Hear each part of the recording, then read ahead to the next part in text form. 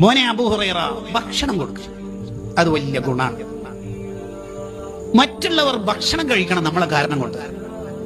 നമ്മുടെ ഭക്ഷണം വേറൊരാൾ കഴിച്ചാൽ, നമ്മുടെ ഭക്ഷണം കഴിച്ച ഒരാൾ സ്വർഗത്തിലാണെങ്കിൽ നമ്മളും സ്വർഗത്തിലായിരിക്കും.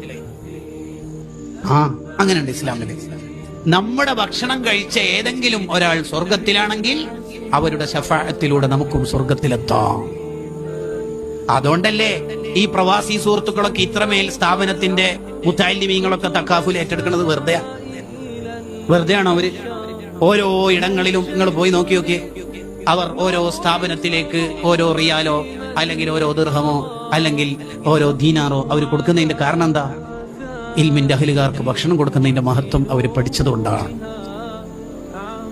ഇന്ന ഫിൽ ജന്നത്തി ഖുറഫൻ യുറാ ളാഹിറുഹാ മിൻ ബാതിനിഹാ. സ്വർഗ്ഗത്തിൽ ഉള്ള കൊട്ടാരത്തെ കുറിച്ച് നബി സല്ലല്ലാഹു അലൈഹി വസല്ലം തങ്ങൾ വിശേഷിപ്പിക്കുന്നു. ഭക്ഷണം കൊടുക്കുന്നവർക്കുള്ള കൊട്ടാരം അത് വലിയ ഇബാദത്താണ്.